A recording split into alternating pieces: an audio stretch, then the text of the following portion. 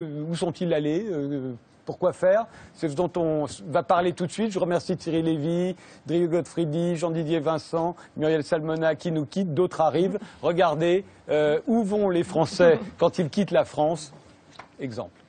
Ils voient leur avenir à l'étranger, 2 fois plus touchés par le chômage que leurs aînés. Les moins de 25 ans cherchent à se lancer sur le marché du travail dans des pays à fort potentiel. Parmi eux, des jeunes issus de la diversité qui n'ont pas réussi à trouver un emploi en France, mais qui ont été accueillis à bras ouverts outre-Manche. Ils sont mieux payés et surtout mieux intégrés et considérés. Ils viennent de boucler leurs études en France et s'empressent de décoller pour Berlin, Londres, San Francisco, Shanghai ou Dubaï. Les jeunes diplômés français de plus en plus attirés par les sirènes de l'étranger. Comme elle, de nombreux jeunes diplômés ont décidé de fuir un marché du travail morose en France. Le Brésil, c'est la 2e destination préférée des jeunes Français qui s'expatrient. Avec 2% de croissance et 7% de chômage, le Canada fait rêver. Les candidats à l'expatriation sont nombreux. C'est dans l'un de ces nouveaux quartiers de Londres qu'il s'est installé. Un quartier neuf comme une nouvelle vie qui s'annonce. Pour ce musicien chef d'entreprise, il fallait faire vite. L'essentiel était de quitter la France et sa fiscalité. À Marrakech, l'activité reprend doucement après un week-end de repos. Il serait 55 000 Français à vivre dans le royaume chérifien. Le pays a d'abord attiré les retraités. Aujourd'hui, il est convoité par de jeunes Français qui tentent leur chance et se créent une vie professionnelle hors de la métropole. Ce jeune Français de 25 ans a sauté le pas. Il a rejoint l'école blanc de la City à Londres. Parfaitement intégré en 2 ans, il est passé d'un stage de marketing à un CDI de trader dans une entreprise de finance. Une ascension inespérée en France. Alors voilà, la télévision, vous l'avez vu, nous donne quelques pistes, mais donne rarement de chiffres. Pourtant, les chiffres existent. 500 000 départs en 10 ans. Le démographe Hervé Lebras l'avait déjà donné il y a quelques années. Ça a été confirmé là par les dernières statistiques des Français établis à l'étranger. Alors, est-ce que la France est en train de devenir un pays d'émigration, ce qu'elle n'avait jamais été? Pour en débattre, j'ai demandé à Félix Marcard de nous rejoindre. Vous êtes producteur de rap, spécialiste en relations internationales. Vous êtes l'un des auteurs du manifeste Barrez-vous, paru dans le quotidien Libération le 3 septembre dernier, où vous invitiez les jeunes Français à partir s'installer ailleurs, ce qui avait déchaîné à l'époque les critiques à votre endroit, notamment de la part des politiques. Jean Tullard, vous êtes historien, spécialiste de la Révolution et de l'Empire. Vous avez notamment dirigé la rédaction d'un gros livre sur la contre-révolution qui vient de ressortir en poche. Un chapitre est consacré aux émigrés. Ils étaient 145 000 à l'époque, pendant les 10 années, les 10 premières années de la Révolution. 145 000 à partir, la population c'était 20 millions. Donc on voit bien qu'aujourd'hui 500 000 pour 65 millions pour la même période, c'est encore plus que cette période. Et c'est une période qui nous a fixé l'imagination de ce qu'on pense être les immigrés, puisque pour nous, depuis la Révolution, les émigrés, c'est forcément les traîtres.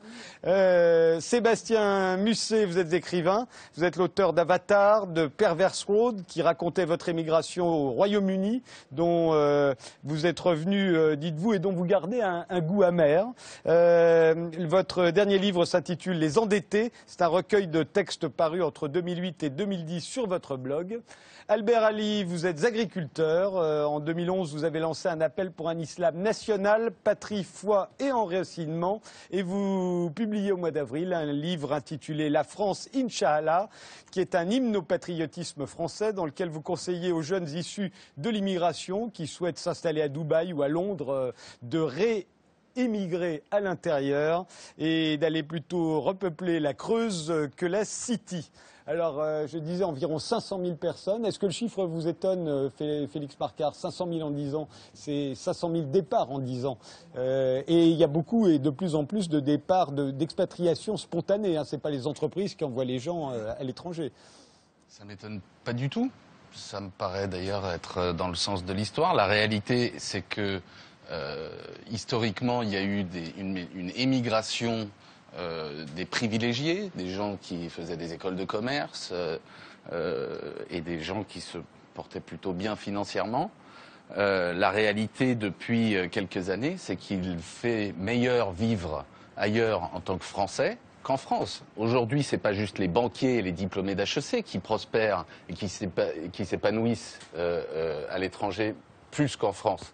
Ce sont les plongeurs, les chauffeurs, les serveurs, les restaurateurs, il vaut mieux faire toutes ces professions en étant français aujourd'hui ailleurs qu'en France. Et tu l'as dit, ça concerne aussi les jeunes diplômés. Bien un récent sondage, 27%. C'est pas un recul de ceci. 27% des jeunes diplômés, aujourd'hui, dans un sondage, imaginent faire leur vie ailleurs qu'en France, alors qu'ils étaient beaucoup moins nombreux il y a encore un an. Mais c'est une nouvelle strate de la société française qui émigre. Et pourquoi elle émigre? Parce qu'en France, on a fini par oublier qu'il y a quelque chose dont on parle depuis quelques années qui s'appelle la French Touch. Mais la French Touch, le seul endroit où on ne la sente pas, où on ne la constate pas, c'est en France. Aujourd'hui, un Français qui vit à Sao Paulo, à Shanghai, à LA, il est très fier d'être Français. Il est ravi, il vit sa condition de Français là-bas. Alors qu'ici, quoi, il s'ennuie ici, oui, il s'ennuie, et puis personne comment dire, la France ne brille pas en France. La France brille ailleurs. C'est ça la réalité. Et derrière cela, j'irai un peu plus loin, il y a moi quelque chose qui me frappe, à vous entendre et à entendre la manière dont on a été critiqué pour la tribune, entre autres. L'émigration, ce serait bon pour les Maghrébins, pour les Espagnols, pour les Italiens, pour les Polonais, pour les Irlandais, mais pas pour les Français? Mais qu'est-ce que c'est que ce cirque? J'ai jamais rien dit ça. J'ai dit que historiquement, on n'était pas une terre d'immigration. C'est tout. J'entends bien, mais bon. il est temps de se. Pardon? Non, mais on disait historiquement que nous n'étions pas une terre d'immigration, mais en même temps, on nous disait, les Français, vous êtes vraiment restreints sur vous-même. Absolument. Vous n'êtes pas capable de vous ouvrir à l'étranger. Je pense que c'est salutaire ce qui est en train de se passer, parce que justement, le débat public en France a lieu en vase clos. On discute entre nous, il y a encore une fois, il y a des grands bouleversements qui sont à l'œuvre à l'échelle planétaire, et pendant ce temps-là, il y a des petites discussions gauloises qui ont cours, sans fin. Je ne suis pas d'accord quand vous dites à mon avis, ce sera salutaire pour ce pays qu'enfin des jeunes partent voir le monde, se rendent compte qu'on ne pense pas, qu'on ne vit pas, on ne sent pas les choses de la même manière lorsqu'on est à l'étranger, qu'il y a d'autres perspectives sur le monde que celles. Le monde n'est pas hexagonal. Oui, et ça, pour s'en rendre compte, il faut aujourd'hui. Avec vous, qui est quand vous dites qu'on ne brille pas à l'intérieur. Oui. Ce que vous exprimez et que moi je ressens aussi, tout en n'étant pas du tout tentée pour aller à l'étranger, bien qu'il n'y a pas que les jeunes qui partent, vous avez plein de personnes retraitées qui partent parce que ça coûte moins cher. Bien sûr, le niveau du foncier, tout ça. Ce que je reconnais dans ce que vous dites, c'est que à force de dénigrer notre pays, mais nos élites dénigrent notre pays. Alors, il ne s'agit pas de faire du cocorico. Il faut savoir se dire qu'il y a de l'énergie vitale dans ce pays qu'il faut mettre en dynamique. Mais c'est terrible de dire, c'est terrible, je trouve, de dire que parce qu'on part, on dénigre la France. Un Français de Sao Paulo, un Français de Shanghai, serait un moins bon Français. Non, mais justement, je vous interromps parce que ça, c'est la question que je voulais poser à Jean Tullard.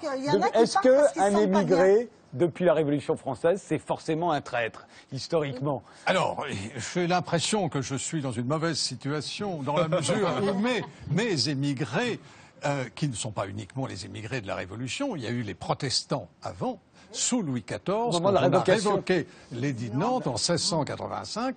À partir de 1687, 200 000 protestants ont quitté la France avec de l'argent. Ils sont partis souvent avec des capitaux. Il y en a qui sont partis avec 1 million de livres. Et ils sont partis avec les techniques, avec les machines. C'est une émigration de conscience religieuse. Ils sont persécutés, donc ils s'en vont. Et ils vont effectivement réussir en Hollande, ce qu'on appelait les Provinces-Unies à l'époque, ils vont réussir en Allemagne, ils vont réussir en Angleterre, partout en développant. Et on va leur en vouloir à l'époque, parce qu'après tout, c'est les Français qui les avaient chassés, en tout cas c'est le roi. On va leur en vouloir dans la mesure où les guerres de Louis XIV vont devenir des guerres entre la France catholique et des puissances protestantes. Donc, mais là, c'est un problème religieux. L'émigration auquel vous songez, ceux que vous qualifiez de traîtres, c'est l'émigration de la Révolution. Cette émigration de la Révolution, elle commence au 14 juillet. Le 14 juillet 1789, la Bastille tombe, le gouverneur, dont Rivarol disait qu'il avait déjà perdu la tête avant qu'on ne la lui coupe, a la tête coupée. le prévôt de Paris a la tête coupée. Et on promène les têtes au bout d'une pique. Alors tous ceux qui sont dans le camp opposé à la Révolution se disent il serait plus prudent peut-être de s'en aller. C'est à ce moment-là que part le comte d'Artois. C'est le moment aussi, rappelez-vous, Les Adieux à la Reine, un très joli film de Benoît Jacquot, où l'on voit Madame de Polignac qui s'enfuit en voiture. Et ils s'en vont très vite, ils pensent que ça ne durera pas, qu'ils vont revenir et ils ne pensent pas à emporter de l'argent, ils n'emportent pas de bijoux et autres, ils pensent que ça ne va pas durer. Ça, c'est une émigration de la peur. Ensuite, il y a l'émigration des officiers qui ne peuvent plus assurer leur autorité sur l'armée, et notamment des officiers de marine sur les équipages, et qui renoncent et s'en vont. Ils vont apporter leur service ailleurs. Et puis, il y a l'émigration de conscience. La constitution civile du clergé heurte les convictions religieuses d'évêques ou de prêtres qui vont eux aussi partir. Et puis, et c'est là où nous allons arriver aux traites, car jusque-là, bon, dès 1791, on considère que ceux qui partent, c'est qu'en réalité, ce sont des conspirateurs. Mais, après l'échec de la fuite du roi, les émigrés qui vont partir, surtout après la déclaration de guerre de l'Assemblée législative à l'Autriche, vont partir pour aller servir dans l'armée des princes, l'armée du prince de Condé, contre la France, aux côtés de la Prusse et de l'Autriche. Et à ce moment-là, l'émigration devient un délit qui est condamné par la peine de mort et la confiscation des biens. On va vendre des biens de nobles, mais moins qu'on avait fait pour le clergé. Jean Tullard, vous donnez beaucoup de détails, mais vous n'avez pas répondu. Répondez-moi à la question. Est-ce que c'est depuis ça qu'on a tendance en France à considérer les émigrés comme des traîtres? Voilà, le terme d'émigré, c'est cette période de la Révolution. Mais il y aura d'autres mouvements migratoires. Et les Alsaciens lorrains, lorsque l'Allemagne va confisquer envers la France les provinces alsaciennes, vont venir. C'est un autre mouvement qui se fait une immigration. dans ce sens. Celle-là, vous aurez une immigration avec l'affaire d'Algérie. Les Français d'Algérie vont venir là aussi. Il y aura des vont venir chez nous. C'est-à-dire chez eux. Oui, mais c'est pas exactement la même chose que quand ils partent. C'est pas vraiment des immigrations. Et là, on ne peut pas dire. Non, l'idée d'émigrer s'est attachée à la Révolution. Ce sont des traîtres. Effectivement, pour la Révolution. Sébastien Musset, vous aviez été très agacé par la tribune Barrez-vous à l'époque. J'imagine que les chiffres que je vous donne aujourd'hui vous agacent encore davantage. Non, moi j'étais agacé surtout par le relais qui a été fait autour de cette tribune. Parce que, non, je suis d'accord. Bienvenue. Je suis d'accord sur certains constats, sur que certaines personnes ont des difficultés d'accès, notamment sur la discrimination, des choses comme ça. En France, ce qui, bon, pour mon exemple, l'Angleterre, il y avait pas, effectivement, on pouvait trouver assez facilement pour les gens non diplômés des petits jobs, mais le problème, c'est qu'on avait ces petits jobs, voilà, et au bout d'un moment, on stagne. On se retrouvait en Angleterre avec, pour les gens non diplômés, parce que les diplômés, eux, il n'y a aucun problème, ils monnaient leurs compétences d'un pays à l'autre, un coup ils sont en Angleterre, un coup ils sont en Australie, un coup ils sont en Afrique du Sud, mais les non diplômés, eux, au bout d'un moment, stagnent, parce que cette discrimination arrive à un moment. Et le truc en Angleterre, c'était pas le chômage le problème, c'était au bout d'un moment, au bout de 2-3 ans de petits jobs, c'était avoir un meilleur boulot pour avoir une meilleure paye, parce qu'on ne grimpe pas. Et moi, ce que j'ai vu des Français, toutes les nationalités, parce que j'ai vraiment vu des gens à l'époque où j'étais, c'était vraiment, c'était l'Éden, c'est-à-dire que c'était le modèle où l'Angleterre, c'était vanté par tout le monde, c'est là où on réussissait, le monde entier, les jeunes du monde entier convergeaient en Angleterre. Au bout de 2 ans, ces jeunes-là s'endettaient pour refaire des études qu'ils n'avaient pas fait dans leur propre pays, pour décrocher des diplômes, pour avoir la possibilité d'aller dans des nouveaux jobs. C'est une dynamique quand même autrement plus saine. En attendant, ils étaient endettés. C'est une dynamique autrement plus saine que celle qui a c'est pas sain. C'est pas sain. Ils auraient resté en France. Ils bossent 3 ans, ils font des petits jobs. Au bout de 3 ans, ils font de nouvelles études et puis ils grimpent. Enfin, non. Ils s'endettent. Moi, j'ai vu des gens qui ne pouvaient même pas revenir, payer leur ticket d'Eurostar pour revenir voir leurs parents. Vous parliez des diplômés. Les diplômés au Royaume-Uni. Si vous regardez d'où ils viennent de University of Birmingham, ils viennent de petites universités. Qu'est-ce qui se passe en France? En France, à part si on a fait 5 grandes écoles ou 3 facs en France, c'est niente. N'exagérons pas. Non. Voilà, c'est ça. Albert Ali. Oui. Mon point de vue, le débat quand on parle, enfin, barrez-vous et l'idée d'émigration... Oui, c'est surtout... barrez-vous, ça date un peu maintenant. Oui, ça date un peu, mais elle sonne chez moi d'une façon différente, dans le sens où je suis issu d'une histoire, celle de l'histoire postcoloniale et de l'immigration, et on est le produit d'une émigration qui est aussi une immigration, tout dépend du point de vue où on se situe. Et je pense que ce qu'on oublie de souligner dans ces questions-là, c'est qu'on oublie que l'immigration, c'est une aventure individuelle qui est particulièrement violente. C'est-à-dire que nous, on ne la vit pas de la même façon, dans le sens où, bon, je comprends les aspects CV, en gros, il faut passer, vivre des expériences internationales, etc. C'est pas le débat qui m'intéresse. C'est pas de ça dont on parle. On parle de gens qui partent s'installer ailleurs. Voilà, le débat qui m'intéresse ici, c'est qu'aujourd'hui, si on dit que les gens qui n'ont pas la possibilité en France de trouver une situation, etc., donc les plus faibles, en gros, les plus défavorisés, donc en gros, finalement, les jeunes et surtout les jeunes issus de l'immigration, pour nous, l'immigration, c'est celle de nos pères, et c'est en vérité une histoire de l'exil, c'est une histoire très tragique, et tous les aspects psychologiques, familiaux, cette violence vécue, elle est très peu abordée. C'est-à-dire qu'on pense que c'est tout à fait normal. L'homme, finalement, comme le flux financier à la City et comme les containers chinois, peut circuler et doit circuler. Et cette vision, on va dire, mondialisée ou mondialiste de l'individu, qui est une variable d'ajustement qui doit bouger parce que la nécessité s'impose, je crois plutôt que justement, il faudrait penser et ne pas avoir peur de faire du cocorico, Madame la députée, Madame la sénatrice, c'est au contraire de dire comment, à travers des jeunes qui sont ici depuis peu finalement, qui viennent d'arriver, qui ont du mal à trouver une place en termes d'identité, on leur demande finalement, vous êtes issus d'une émigration récente et demain, il faut continuer encore à être un émigré perpétuel. C'est-à-dire vous détachez. Ce sont des Français aussi qui s'en vont. Ce sont des Français qui ont un parcours migratoire particulier, qui ont une problématique justement d'attachement à la terre. Et cette question de dire quelle est votre identité, votre rapport à la France, comment pouvons-nous redynamiser ce pays, c'est plutôt justement le volet qu'il faudrait poser. C'est quelles sont les énergies qui existent. Et ces jeunes, effectivement, dans les quartiers populaires notamment, possèdent des qualités, ont la capacité aujourd'hui de revaloriser des métiers qu'on a dénigrés.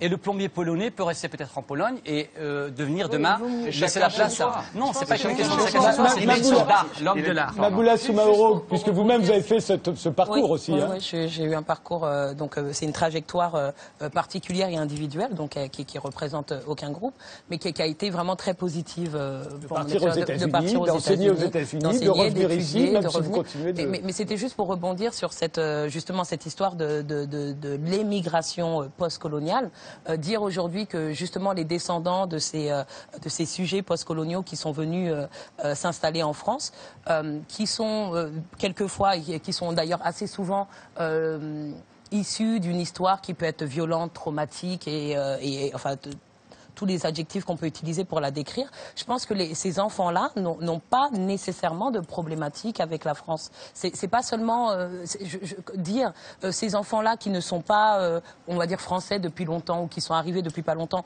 alors que dans la plupart des cas, ils sont nés ici et donc ils sont aussi français de souche, peuvent aussi envisager une trajectoire d'émigration qui leur est propre et qui n'est pas du tout liée à ces traumatismes et à cette violence qui était le tribut de leurs parents, en fait. Et que justement, cette histoire postcoloniale, elle a aussi... on va dire, élargi le monde et élargi la signification qu'on apporte à cet ancrage et à cet enracinement. Et je pense que tout à l'heure, on disait que la France n'était pas hexagonale. La France ne sait même pas... Le monde n'est pas hexagonal. Non, le monde n'est pas... Oui, le monde n'est pas hexagonal, mais la France elle-même a du mal... La France elle-même a du mal à se penser comme non hexagonale, alors qu'on a quand même des territoires et des départements d'outre-mer. Oui, qu'on a tendance à regarder... Je vous rappelle que quand on dit qu'aujourd'hui, il y a depuis 10 ans 500 000 départs, on ne parle pas de jeunes immigrés qui sont arrivés il y a 3 ans, on parle de Français.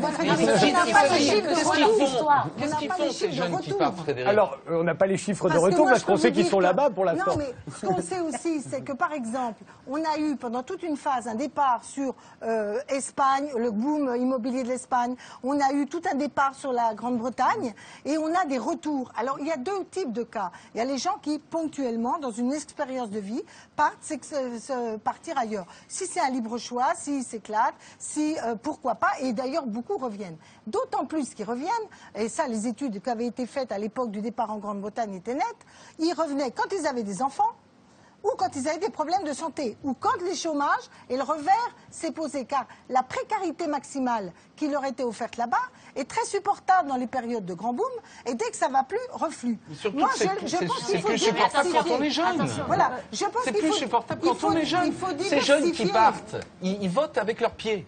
Ils disent quoi? Ça fait 30 ans que je suis dans ce pays et que mes aînés tolèrent... Pardonnez-moi, laissez-moi finir. Ça fait 30 ans que je suis dans ce pays et que mes aînés tolèrent le fait qu'un quart des jeunes Bien démarrent sûr. dans la vie je partage au chômage. le diagnostic. Eh bien, dès lors, moi, je vais pour montrer... Je vais me faire violence d'ailleurs, parce que je ne pense pas que ce soit la grosse Mais je suis fête de votre avis, de c'est la partir. grande Ils se question. font violence, C'est la grande ils question. partent C'est pour pas, dire, Gérard Depardieu, la grande question. pour tirer, C'est ce que exactement. vous dites. C'est exactement. Moi, je suis d'accord, c'est la question de la jeunesse. Pascal Bruckner Oui. et Agnès. Alors je crois qu'il y a deux types d'expatriés. Il y a ceux qui sont fâchés avec la France. Voyez, on parle d'expatriés, on a du mal à dire émigrés. Émigrés ou Les Français, on ne expatriés. peut pas dire émigrés, c'est pas possible. Moi, je suis Oui, en porte-à-faux mais dans il cette y a ceux qui en veulent à la France et qui guettent avec une sorte d'impatience malsaine les signes de notre effondrement. Il y en a beaucoup en Angleterre notamment. Et puis il y a les exilés ou les émigrés provisoires qui partent, comme le dit Félix Marquardt, parce qu'il n'y a pas d'opportunité ici. Et pas forcément provisoire, donc. Et pas forcément émigrés. provisoire, mais certains reviennent. Et je pense qu'eux aussi ont une sorte d'appétit de réussite et voient la France comme un pays bloqué. Mais ce qu'ils apprennent à l'étranger, c'est le monde. C'est qu'il y a un monde en dehors de nos frontières. Et alors, il y a deux aspects à cet exil. Le premier, c'est d'abord que c'est bon pour la France d'avoir une diaspora. C'est très utile de savoir que partout, il y a des Français qui parlent notre langue et qui peuvent soutenir l'économie française ou la culture française. Le deuxième aspect, c'est que vivre à l'étranger, moi j'ai vécu 2 ans aux États-Unis, peut vous ramener insensiblement vers votre propre pays. C'est l'Amérique qui m'a rendu français. Je suis revenu de là-bas plus chauvin et patriote que jamais. Et décidant que c'était ce pays-là dans lequel je voulais finir mes jours. Et m'épanouir, si on peut encore s'épanouir en France aujourd'hui, ce que je pense. Mais donc l'exil est un phénomène à multifacettes. Et nous n'avons pas à le condamner forcément, même si ça fait mal au cœur de voir des jeunes diplômés partir parce qu'ils ont des payes plus élevés. Les doctorants qu'on n'arrive Les pas à garder. Et parce que c'est un phénomène, encore une fois, quand même assez récent. Assez nouveau, Et les jeunes nouveau. qui vont en Roumanie faire leurs études de médecine parce qu'on n'est pas foutu de lever le numerus clausus. Il y a aussi, là, il y a des choses, ça suffit, quoi. Il faut donner de l'espace à notre jeunesse. Ça, Quand on leur demande à ces exilés, ces émigrés, enfin, comme on les veut les appeler, pourquoi est-ce qu'ils reviendraient en France ? Eh ben, ils disent qu'il faudrait changer le modèle social, le modèle fiscal, changer les mentalités. La moitié d'entre eux, qu'ils soient jeunes ou qu'ils soient moins jeunes. Voilà, alors qui partent. C'est des mauvais Français. C'est des mauvais Français. Laissez terminer. Je ne veux pas sacrifier la majorité. Laissez terminer, minorité. Agnès Verdier-Molinier. Le problème du modèle français, de ce modèle bloqué dont vous avez Si, parlé, c'est c'est que à la fois c'est un ascenseur social qui est bloqué, mais aussi que ceux qui ont envie d'entreprendre, de réaliser des choses, de réaliser leurs rêves, de monter leur entreprise, non mais tout le monde n'a pas envie. Mais attendez, dans ces personnes La qui sont première parties. aspiration des jeunes Français, c'est d'être fonctionnaire. C'est absolument navrant. Parce qu'on a créé un état d'esprit absolument navrant. Laissez parler Agnès Verdier-Molinier. Dans ces Français qui sont Pourquoi ils auraient partis, tort il y en a 18% qui sont des entrepreneurs. Et ces entrepreneurs-là, eh ben, ils vont pas entreprendre en France. Malheureusement, mais ils sont où? Ils sont pas loin. Ils sont pas en Afrique du Sud et tout ça. Ils sont en Belgique. Ils sont en Europe de l'Ouest à 50%. 113 000 en Belgique. Au Luxembourg, 30 000. Non, mais bien sûr, Au mais là, Luxembourg. c'est pour la joie En de Suisse, vivre. 158 000. au Luxembourg. Non, mais c'est bon, vous avez déjà parlé. 158 000. Hein, là, donc, un tiers de tous les exilés, ils sont dans les pays limitrophes que je viens de citer. Attendez, des derniers qui sont partis. Ça veut dire quoi? Ça veut dire que la fiscalité qu'on a et l'idée notamment d'aligner la fiscalité du capital sur celle du travail, l'idée de faire la taxe à 75%, etc. Ça démobilise tous ceux. Mais bien sûr que ça. Mais même les jeunes, ça les démobilise. Je ne sais parce pas, qu'ils savent bien puisque qu'ils depuis pourront tout à l'heure pas, on parle des sources et des statistiques, je ne sais pas de quels exilés vous parlez et quelles sont les personnes que vous avez interviewées. Sébastien Musset. Mais grâce à vous, 10% de chômage. C'est très bien parce qu'on a eu la démonstration. Donc, pour moi, la démarche de Félix est en fait un cheval de Troie des idées libérales défendues par Agnès Verdier-Molinier. Parce que tout de suite, on parle... C'est pas un cheval de Troie, je suis un libéral. Ah oui, non mais laissez-le parler. Je m'en plains. Si les libéraux s'en vont. Voilà, exactement. Laissez-le parler. Cheval de Troie. Et quand vous parliez, dans votre tribune, vous parlez il y a un clivage générationnel, vous opposez les jeunes et les vieux. Non. Non. Ah, si. Non. Vous non, l'avez Ça entendu y est, tout à le l'heure. débat, c'est pas sur la tribune il y a 4 mois. Et, Il y a 6 mois. Et encore, il y a on une en parle. solution, il y a une solution pour ces jeunes qui veulent entreprendre en France, c'est qu'il y ait une redistribution des richesses des gens qui possèdent l'argent. Le clivage en France, il n'est pas entre les jeunes et les vieux, il est entre les jeunes et les vieux riches. Vous avez entièrement raison. Le clivage en France, et la d'ailleurs même le clivage en réaction à la tribune, il n'est ni politique. Ici même, Olivier Justement, Besancenot nous a soutenus. Et quelques jours plus tard, Jean-François Copé nous a soutenus. Donc c'est pas politique. Ça n'est pas générationnel. Pas du tout. Parce qu'il y a des gens, il y a des jeunes qui restent 3 minutes là. Non, le clivage, il est entre, d'une part, ceux qui font partie du système, se nourrissent sur la bête et veulent préserver un certain statu quo, d'une part, et d'autre part, toute une ribambelle d'autres gens qui se nourrissent également sur la bête, qui sont intégrés comme moi-même, mais qui ont une conscience aiguë du fait qu'il y a un énorme problème, et puis ensuite il y a tous les autres exclus du système qui sont tous avec nous. Oui, mais justement, c'est... Et tous veulent partir, vous voulez dire? Non, tous veulent partir. Tous ont envie d'une France qui soit dynamique, qui donne envie de progresser. Mais bien sûr, quand on part au Luxembourg ou en Belgique, c'est pas pour créer son entreprise. Non, mais quand on crée à Sao Paulo et à Shanghai. Faisons comme les Non, Américains. juste Marie-Noël Linéval, les 500 000 qui sont partis depuis 10 ans, c'est pas tous des exilés fiscaux. Ils sont pas tous partis en Belgique et au Luxembourg. On est bien d'accord. Je dis que la jeunesse qui n'a pas de trop place dans ce pays est une vraie question pour ce pays. Et que mais quand ça fait 30 ans que vous la posez sans y apporter des réponses sérieuses. Je pense que il y a des mesures à prendre rapidement, notamment sur les jeunes chercheurs, sur les jeunes ingénieurs. La désindustrialisation a fait partir une partie de nos ingénieurs. Les mesures en question, qu'est-ce que c'est? Et par ailleurs, je pense qu'il y a un problème aussi sur des études qui débouchent, comme par exemple le système. Il y a des métiers qu'il faut revaloriser qui sont des métiers de génie français, vous avez raison, et qui sont mal payés, pas suffisamment valorisés, pas suffisamment reconnus. C'est dynamique. L'émission se termine. Il reste juste un dernier mot à Jean Tullard. Donner le mot de la fin pour dire que la France était belle au 19e siècle, quand c'était une société rurale où les gens n'allaient pas plus loin que la leur ville d'à village. côté. Et quand il y a eu la conscription, il y a ce merveilleux témoignage d'un type qui voit un jeune conscrit qui s'en va et qui dit, lorsqu'il ne vit plus le clocher de son village, il se mit à pleurer. Quand il ne vit plus le clocher de son village, il se mit à pleurer.